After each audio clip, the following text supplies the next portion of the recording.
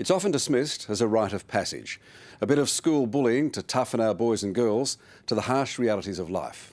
The truth is very different. The case of Trinity Grammar focused national attention on a brutal culture at one of Sydney's most exclusive schools. The savagery and extent of the bullying was simply criminal. Now, it'd be foolhardy to think of this as an isolated incident, confined to just one school. Every day, 1 in 6 of our children face some form of mental or physical torment. Tonight, in a 60 Minutes forum, frank talk about a hidden world where cruelty is commonplace and bullying a daily reality. Well, thank you very much, everybody, for coming tonight. Can I start with the girls? Are girls worse at bullying than boys? No. What? It's different. It's different. How is it different? Guys have punch-ups, but girls, it's all behind your back and it's all bitchiness, and it hurts. It hurts a lot. I would never compare female bullying and male bullying. It's the impact that it has on the person. When I went to school, I had ripped shirts and stains in my shirt because I didn't come from a good financially stable family, and I'd pick on that every day. And it really, can you imagine what that how much that affects you if you have to go to that every day at your school? I mean, you're nervous before you go to school. You're scared of going to school. I remember being harassed every day. I felt awfully suicidal even after leaving the school. Suicidal? Very much so, on a regular basis. And it's taken me a long, long time to get to a place where I feel, safe and secure. And that experience was so unnecessary. Courtney Challoner, you had an experience too. Once they pushed me down the fire stairs, and it was both physical and it started emotional. to become physical. Leanne, you're the mum? Yes, we went to the school and you go and talk to the teachers out and it's always your child's fault. Oh, well, she's the youngest in the year, she's socially immature, she needs to get a thicker skin. It always seems to be her fault. What do they say she should do? In the end, they gave her a Bible reading to read about having God's armour. Whatever, they made her pray so she wouldn't be bullied anymore, and we tried to do it by the school's procedure. We went to the school counsellor. Her best advice was to go to the library in lunch hour and hide. You had something to say? I grew up in the country where I used to get off the bus and go just to get to school. This was a person outside of school who was bullying me, and in front of everyone. It wasn't that he said it to me, it was the fact that he said it in front of everyone.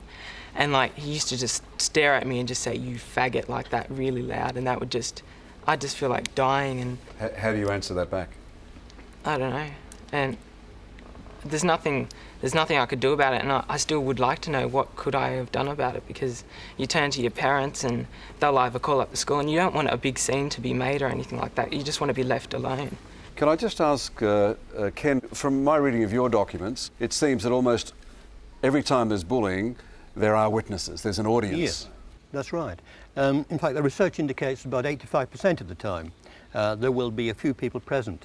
And the awful thing is that a considerable number of occasions there is no support for the person who's being victimised. A lot of people are afraid that if they stand up for their friend or the person who is being bullied, that they themselves will become a victim of bullying. They're just afraid to stand up because they think that it's going to happen to them too. Can I go to Wendy Reid at Kids Helpline? Wendy, what is a typical case of bullying that you hear that when children ring you up?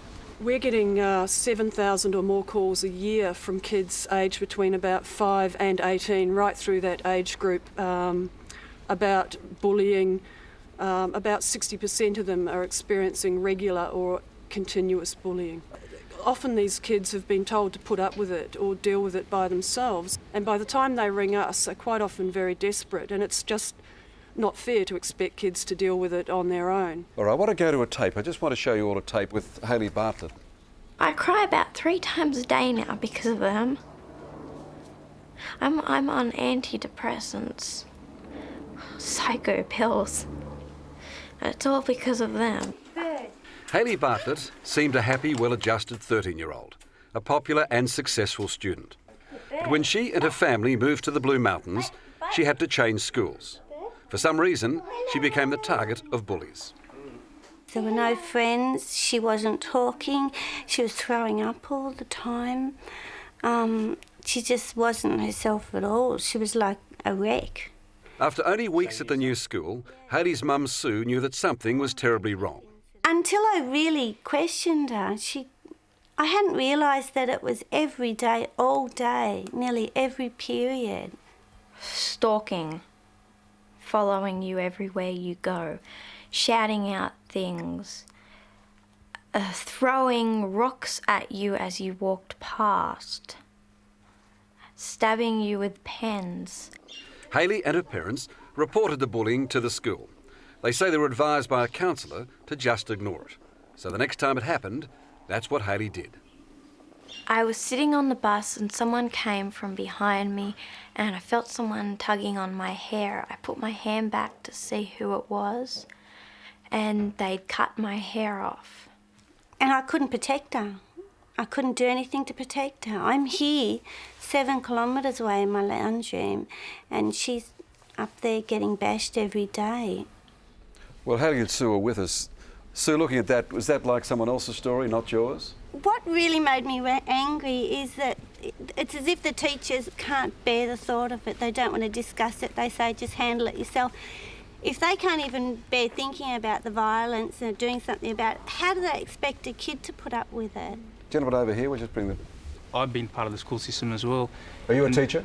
A school counsellor. Okay. You try and take it as seriously as you can, and I think in some ways a little bit, you get overwhelmed as a counsellor as well in some ways, because what do? You call the police, you actually notify docs. There is a sense that there is, because you're an adult, you have the answers, and I don't think that's always the case. All right. Ken, can I come to you? The police has been mentioned here. A case where there are 32 schools in Queensland that have a police officer attached to them now, is that right? They've had a pilot scheme going in Queensland for about 15 months. And they've targeted 32 of their problem schools. I think they've got about 18 officers based in the various schools. Very similar to the American system. Americans have got 70% of all the middle to upper level schools in America have what they call a school resource officer, who is a sworn police officer. Now, you think we've reached that stage where we need that? Well, Western Australia have been doing it for a number of years. Queensland have now embarked upon it, and they're really getting a remarkable result from it. It's worth emphasising here that some of the things that happen to kids are actually criminal offences. And we had kids one kid who was thrown on a barbecue fire, someone who's hanged by his school necktie, limbs broken, bags dropped on heads from the next story up, another kid being cigarette burned all over his body. These are actually crimes, and I think having a police presence there, letting kids know that not only the person who's being bullied, but also the bullies, that what they're doing is against the law, is a very good thing. I'm living in the Bankstown area, and... Are you a teacher? I'm a teacher, and I'm just finishing psychology as well.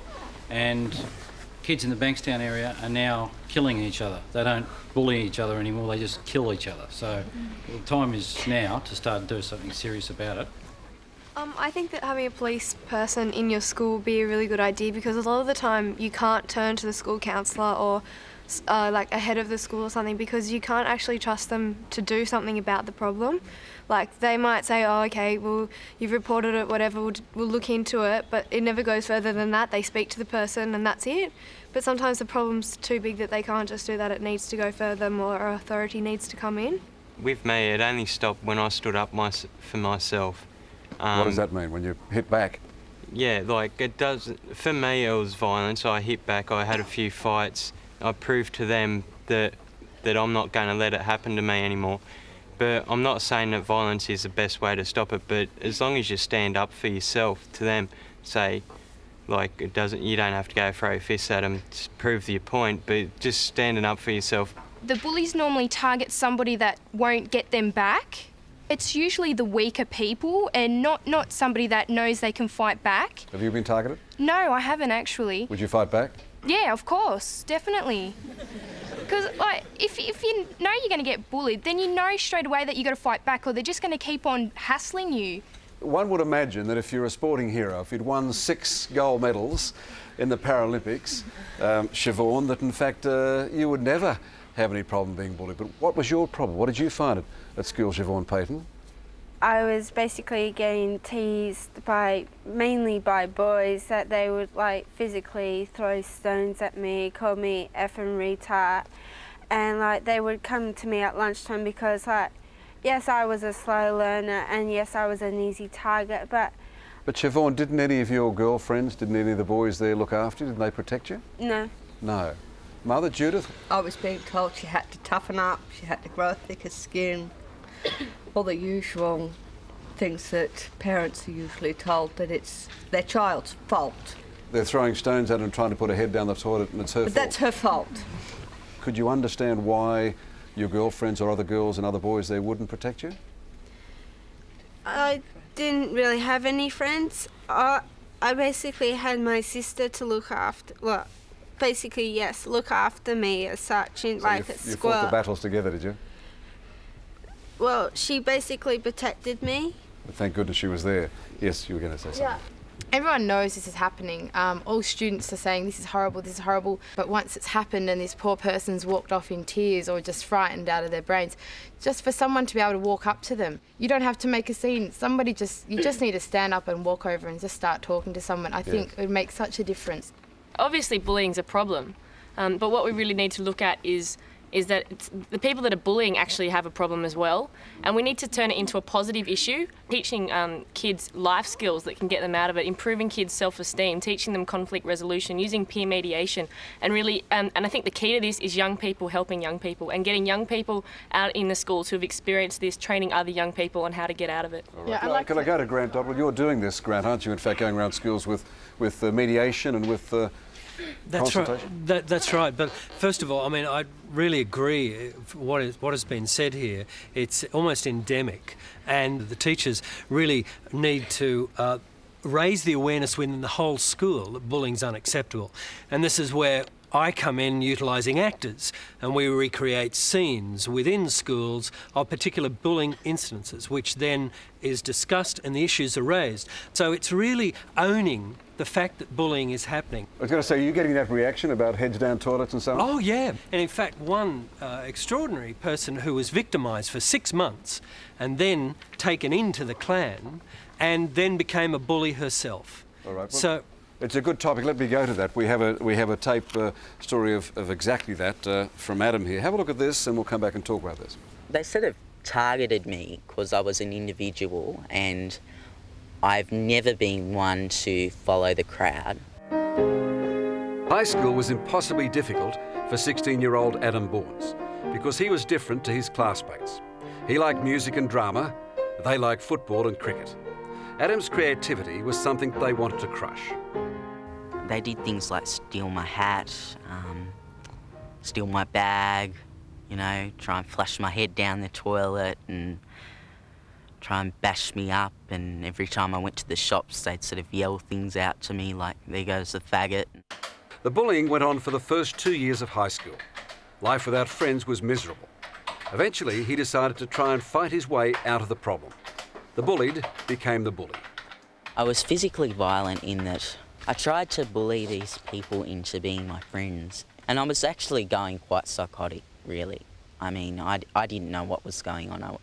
You know, it took me a long time to accept that there was something wrong with me. Adam was forced to get help when he was suspended from school. The counsellors and psychologists did their best, but by then it was too late. He left school at year 10 and is now unemployed. It seems one mistake led to another. I didn't confront the bullies because I was scared of them, basically. Yeah. And then when I became a bully, I became a bully to people that would be scared of me, not the people that I'd be scared of. So it was quite cowardly, really.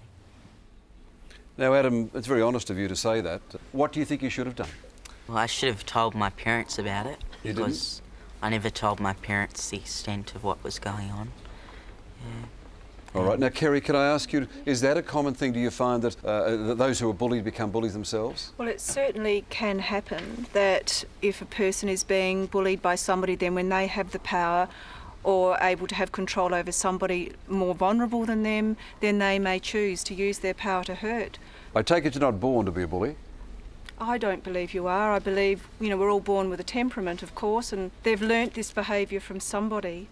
Schools in modern society are attempting to find a cure by putting up posters and all that in various schools. They're not attempting to prevent the problem in the first place.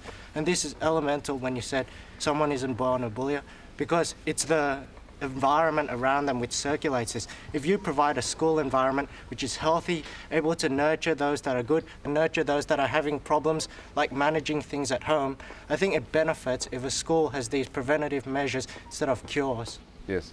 Like teenage politics rules in any school, and these are the hardest years of our lives, and people are going to challenge others and push their limits just to see how good they can be in their life. So you say it's normal, bullying's just normal, it's part of life? I'm not saying it should happen, but it does happen, and no matter how much you try and combat it, it's always going to be there.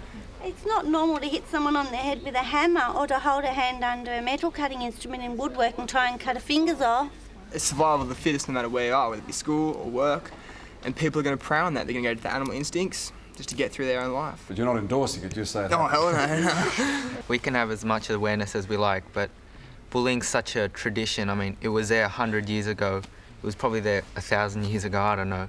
But it's such a thing that's built into our culture that it's not going to take a few years of awareness to get rid of bullying. It'll be a long process. I know there's lots more to be said, but we thank you very much. Thanks for being part of this debate tonight.